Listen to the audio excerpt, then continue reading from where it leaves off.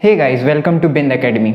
आज से हम 9th, 10th, 11th और 12th इन सब की मैथ्स की क्लासेस स्टार्ट करने वाले हैं। और आज क्लास 10th का अर्थमेटिक प्रोग्रेशन चैप्टर 5 स्टार्ट करने वाले हैं। उससे पहले हम थोड़ा सा देख लेते हैं कि अर्थमेटिक प्रोग्रेशन है क्या। एक मैंने थोड़ा सा समरी बना रखा है। List of numbers in which each term is obtained by adding a fixed number to the preceding term except the first term fixed number is called common difference. ये अभी आपको समझ नहीं आया होगा, बट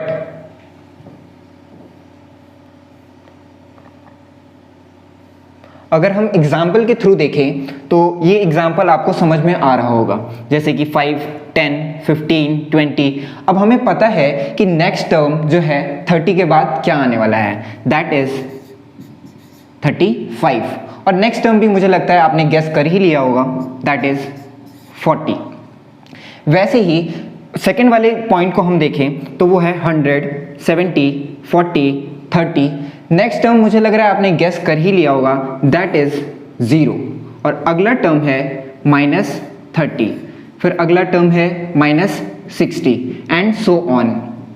सो ऑन का मतलब क्या है, ये एक इन्फिनाइट सीरीज है, ये कभी भी रुकेगी नहीं, बहुत दूर तक चलती जाएगी, कभी भी रुकेगी नहीं। फिर अगला सीरीज अगर हम देखें तो इसमें 3 है, अगला भी 3 है, अगला भी 3 है। इसका मतलब ये सीरीज केवल 3 ही की है। तो एपीज 3 तरीके की हो गई, जिसमें हम ऐड कर रहे हैं या फिर एक कांस्टेंट नंबर ऐड कर रहे हैं या फिर कांस्टेंट नंबर सब्सट्रैक्ट कर रहे हैं, या फिर कोई भी एडिशन नहीं हो रहा है और ना सब्सट्रैक्शन हो रहा है। फिर इन सब का आगे मतलब समझ में आता है कि the arithmetic progression which is a fixed number is added to preceding except the first term. अब ये फर्स्ट टर्म है क्या? ये फर्स्ट टर्म है क्या? फर्स्ट टर्म जो है वो सीरीज का सबसे पहला टर्म होता है, दैट इज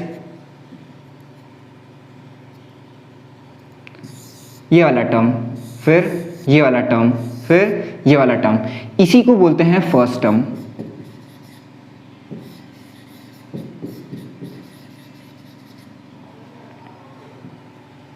फिर क्लास के आगे बढ़ते हैं। फर्स्ट टर्म मुझे लगता है कि आप लोगों को समझ में आ गया होगा। The fixed number added to the term is known as common difference. अब ये कॉमन डिफरेंस क्या है?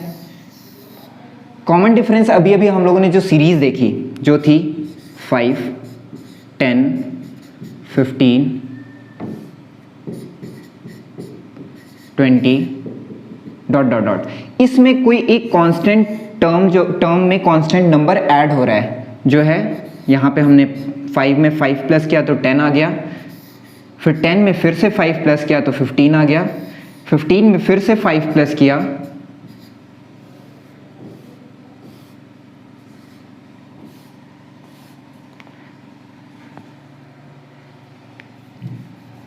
में फिर से हम लोगों ने 5 प्लस किया तो 20 आ गया। फिर अगला 5 प्लस करेंगे तो हमारा आ जाएगा 25। इसी नंबर को हम बोलते हैं कॉमन डिफरेंस। ये एक फिक्स्ड नंबर है जो हमेशा ऐड हो रहा है सीरीज में, और इसी चीज को हम बोलते हैं कॉमन डिफरेंस। इसको डिनोट करते हैं हम d से, d = 5। अब जो फर्स्ट टर्म था, अभी अभी मैंने बोला था फर्स्ट टर्म को हम डिनोट करते हैं a से। जैसे कि इस वाले सीरीज में फर्स्ट टर्म क्या है, ये है फर्स्ट टर्म।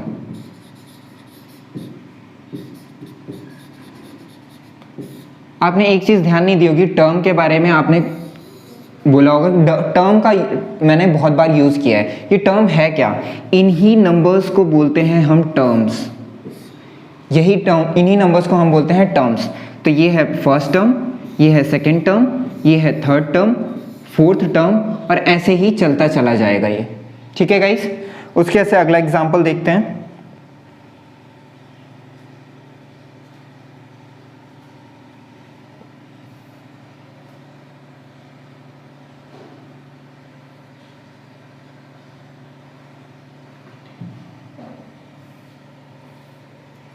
अगला एग्जाम्पल था 100, 70, 40 एंड 30। इसमें हम देखें, इसमें अगर हम देखें तो इसमें हम सेकेंड वाले पार्ट में पहला टर्म है 100, तो इसको हम लिख सकते हैं a इक्वल्स टू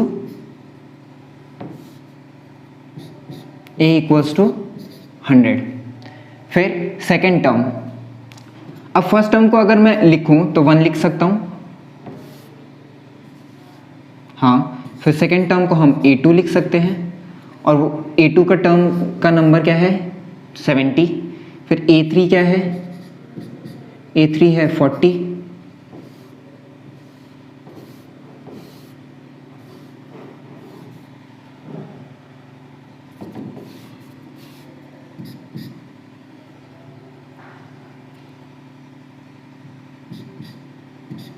a3 है 40, a4 है 30 एंड सो ऑन। अब AP में हम सबसे पहले देखते हैं कि nth टर्म क्या होता है। Let's start with the nth term of an AP। nth term of an AP होता क्या है, ये एक छोटा सा फॉर्मूला है जिससे हम अलग अलग टाइप्स, अलग अलग टर्म्स निकाल सकते हैं। जैसे कि किसी सीक्वेंस में अगर हमें 100 टर्म का मतलब कि 100वें स्थान पे कौन सा नंबर है ये कैसे पता करें, उसके लिए एक डायरेक्ट फॉर्मूला होता है जिसे बोलते हैं nth term. an equals to a plus n minus 1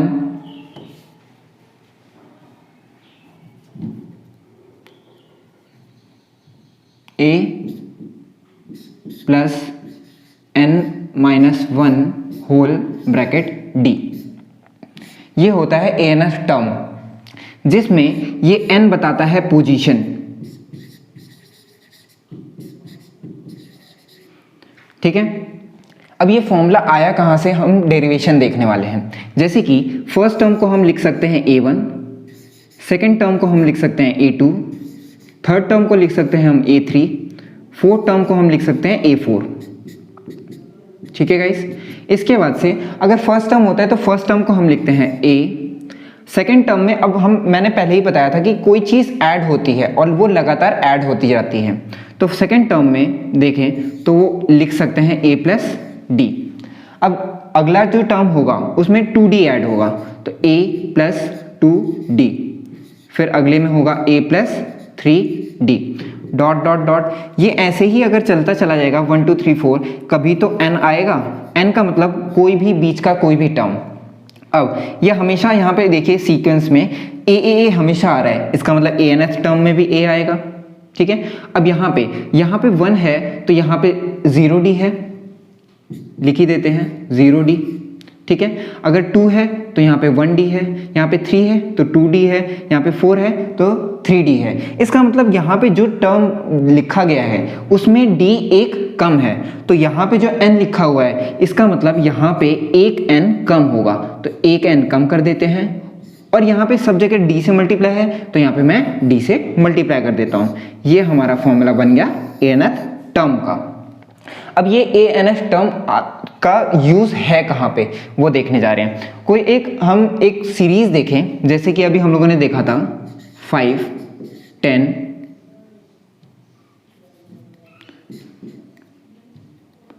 10, फिर 15, 20 डॉट डॉट डॉट। अगर हम देखें कि 10वें स्थान पे कौन सा नंबर आता है, तो 10वें स्थान के लिए हम निकालेंगे, यहाँ पे हम 10वां स्थान डालेंगे, an की जगह 10वां, तो a10 डालेंगे, तो a10 होगा क्या, a प्लस यहाँ पे जहाँ पे n लिखा हुआ है वहाँ पे हम क्या रिप्लेस करेंगे 10, तो यहाँ लिखेंगे हम 10 माइनस 1 होल d। ठीक है, उसके बाद से अब इस AP की अगर बात हो रही है तो a हमारा होता था फर्स्ट टर्म, ये होता था हमारा फर्स्ट टर्म। अभी फर्स्ट टर्म और ये होता था हमारा कॉमन डिफरेंस।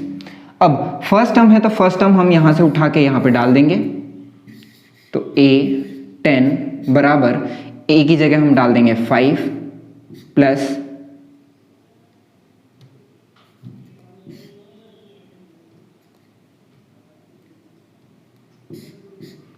प्लस ये हमारा हो गया 10 में से बन गया 9 मल्टीप्लाइड बाय। अब डी कैसे निकालेंगे? डी निकालने का सबसे आसान तरीका है अगले नंबर से पिछले वाले को माइनस करना। तो 10 में से 5 गया 5। इसमें कहीं पे भी अगले नंबर को पिछले नंबर से माइनस करेंगे तो हमेशा आएगा क्या? 5। जैसे कि 15 में से 10 माइनस करेंगे तो भी 5 आएगा, 20 में से 15 माइनस करेंगे तो भी 5 आएगा। इसका मतलब डी कभी भी चेंज नहीं होगा। और इसी से पता चलता है कि वो कोई भी सीरीज एपी में है या नहीं। अब देखो 10वें स्थान पे क्या आने वाला है? 9 5 जा 45, 45 प्लस 5 50। अब ये देखो ये 5 की टेबल है तो 5 10 जा 50, इसका मतलब 10वें स्थान पे 50 आना चाहिए। और फॉर्मूले के हिसाब से भी 8 10 हमारा आ रहा है 50। अगर हम देखें कोई एक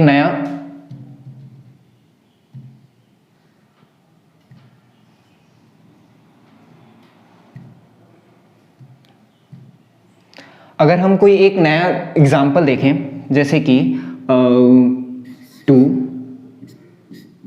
5 8 11 डॉट डॉट डॉट डॉट, ये एक नया सीरीज है। इसमें भी हम पता कर सकते हैं कि हाँ इसके बाद क्या आएगा। इसके बाद हमारा क्या आएगा? 3 ऐड कर देंगे 14 आ जाएगा। तो फर्स्ट टर्म हमारा क्या है? फर्स्ट टर्म पहले टर्म को बोलते हैं, वो 2 है। कॉमन डिफरेंस को हम डी लिखते थे और डी निकालने का तरीका अभी मैंने बताया, अगले टर्म को पिछले टर्म से माइनस करना। इसका मतलब 5 को 2 से माइनस कर देते हैं तो 5 - 2 इक्वल्स टू 3। अब देखो चेक करने के लिए कि ये एपी में है या नहीं, उसके लिए हम क्या करेंगे?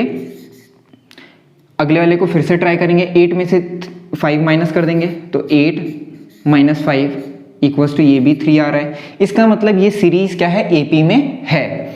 अगर किसी ने बोला कि भैया A15 निकालो 15वें स्थान पे क्या आएगा, तो हम कुछ नहीं करेंगे, एक सिंपल सा जो फॉर्मूला अभी हम लोगों ने यूज किया है वही यूज करेंगे।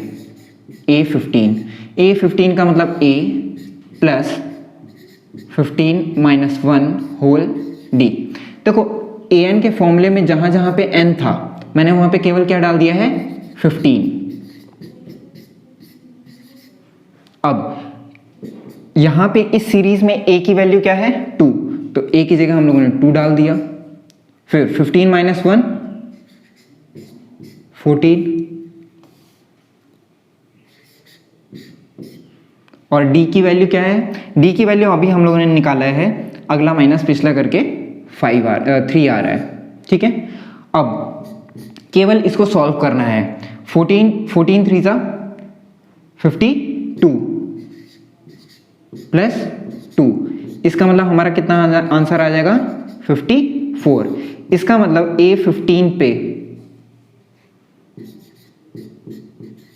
A15 पे हमारा टर्म क्या आएगा? 54। अगर यहां तक अगर समझ में आ गया है तो एनसीईआरटी के कुछ क्वेश्चंस हैं जो एक फर्स्ट एक्सरसाइज में थे, उसके हम कुछ क्वेश्चंस ट्राई कर लेते हैं।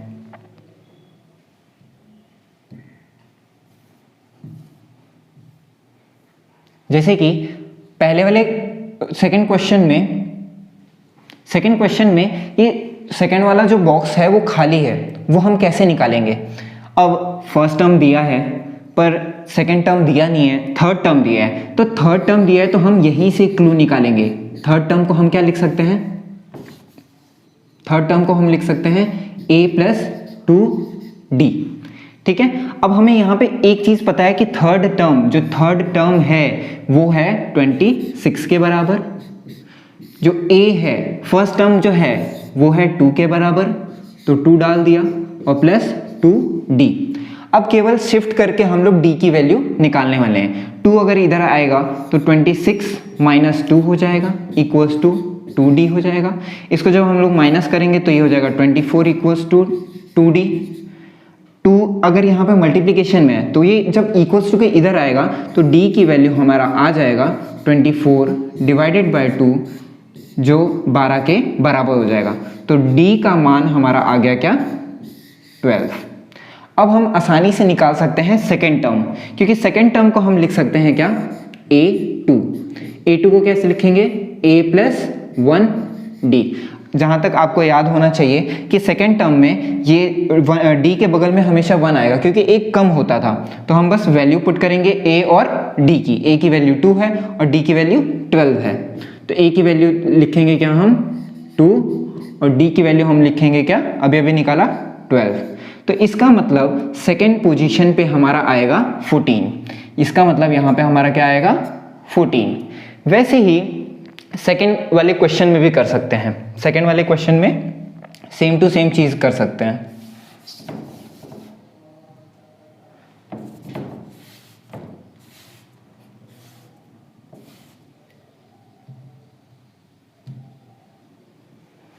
सेकेंड क्वेश्चन में भी हम सेम टू सेम कर सकते हैं। जैसे कि यहाँ पे ये सेकेंड टर्म है, तो सेकेंड टर्म को हम कैसे लिख सकते हैं a2 equals to a plus d. अब जो जो वैल्यू दी हुई है वो डाल देते हैं। अब सेकेंड टर्म क्या है 13 के बराबर और a प्लस डी। इसके अलावा हमें कुछ भी नहीं पता है, बट हमें चौथा टर्म पता हुआ है। चौथे टर्म से हम एक निकाल सकते हैं a और d की वैल्यू। जैसे कि चौथे टर्म को हम लिख सकते हैं a प्लस 4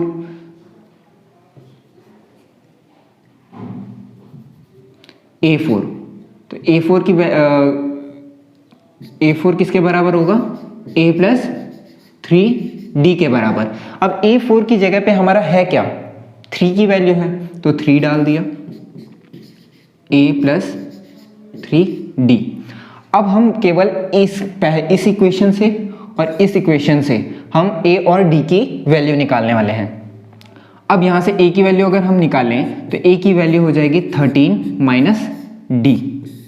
ठीक है, अब इसकी वैल्यू यहाँ से निकाल के बस इस पे डालना है। तो 3 इक्वल्स टू a की वैल्यू क्या है 13 माइनस d। तो a की जगह हम लोग लिख देंगे 13 माइनस d प्लस 3d। अब इसको ऐड करेंगे 3d माइनस d की वैल्यू क्या आ जाएगी 2d और ये हो जाएगा 13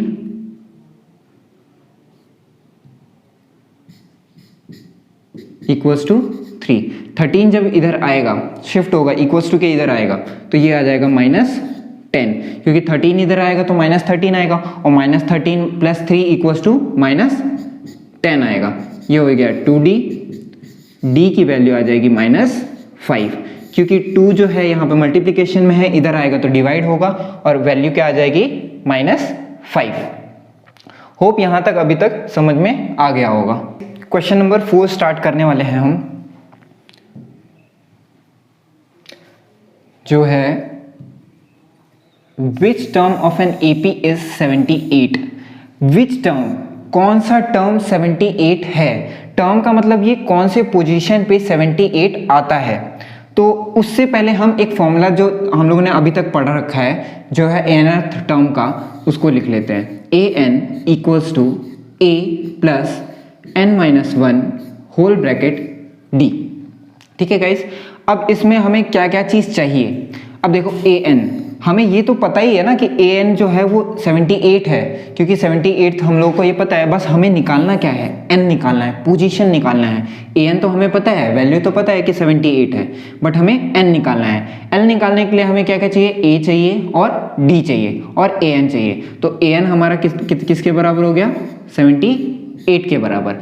a हमारा होता था फर्स्ट टर्म हम इसमें देखें तो ये है हमारा 3, तो हम लिख देते हैं 3। फिर आता है प्लस, फिर आता है माइनस 1 होल d। अब d होता था हमारा कॉमन डिफरेंस, वो हम कैसे निकालते थे, अगला माइनस पिछला। तो 8 में से अगर 3 को माइनस करें, 8 में से 3 को माइनस करें,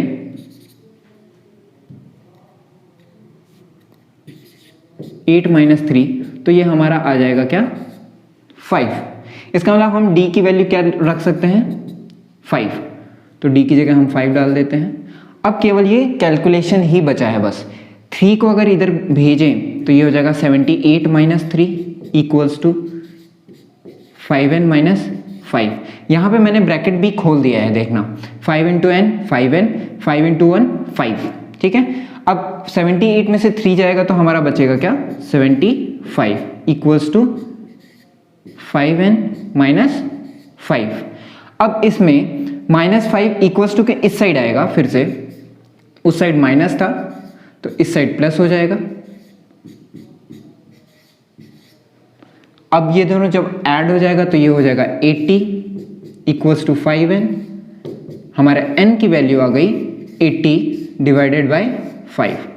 5 1 ज़ा 5, 5 6 ज़ा 30। इसका मतलब n इक्वल्स टू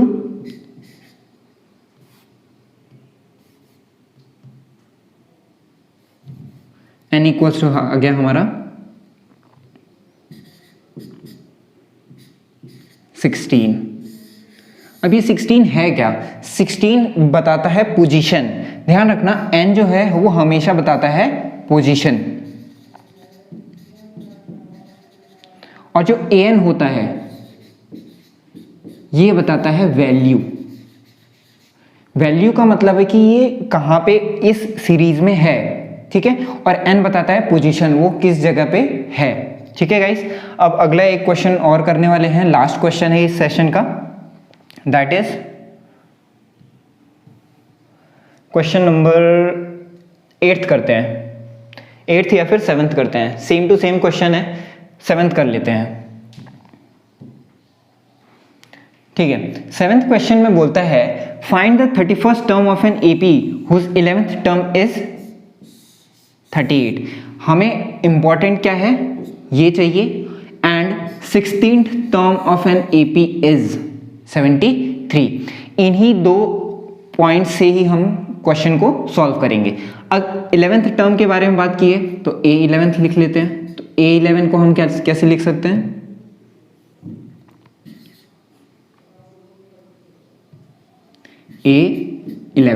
a11 को लिखेंगे हम a प्लस 10d। अब a11 हमें पता है कि किसके बराबर है, 38 के, तो हम लोग लिख देंगे 38।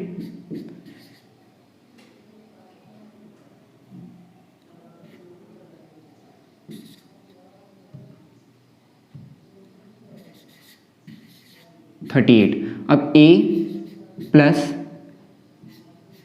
10d। वैसे ही 16 टर्म का लिख देंगे a16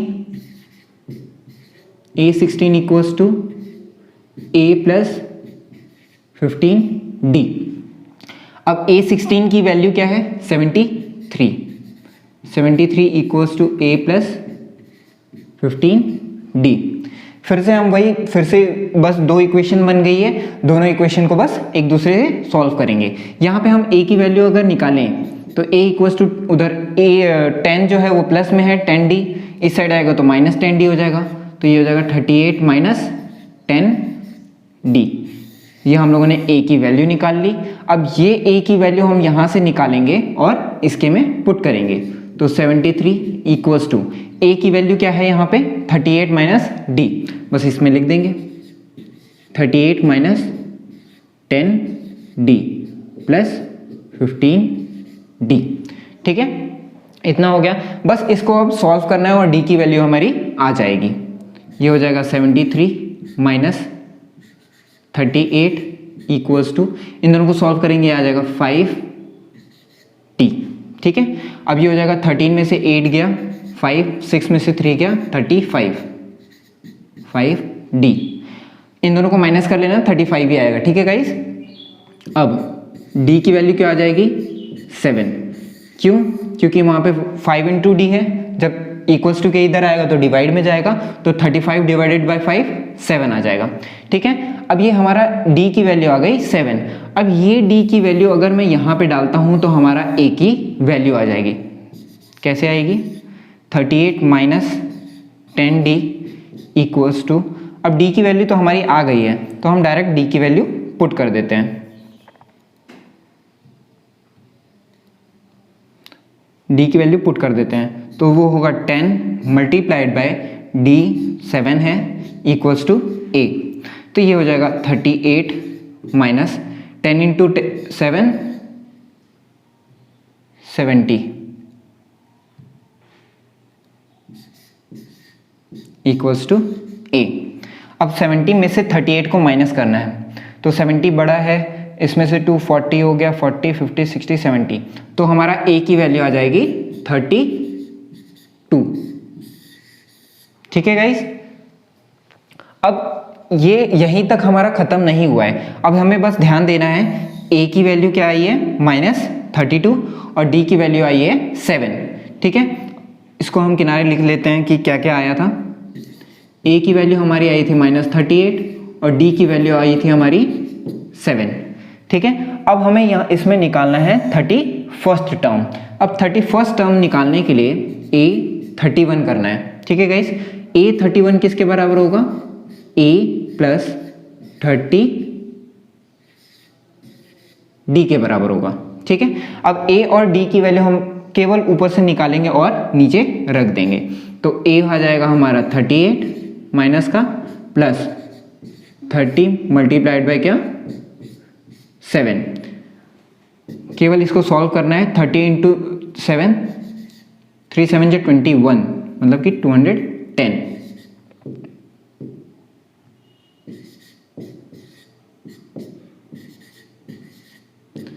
ध्यान रखना गाइस, ये 38 माइनस का है और वो 210 है। ठीक है, अब 210 में से 38 माइनस किया तो 10 में से 8 गया 2, फिर 10 में से 8 गया 2, फिर 10 में से फिर 3 गया 7 और फिर 2 में से कुछ नहीं गया, तो ये हो गया 172। इसका मतलब हमारा A31 कितना आया,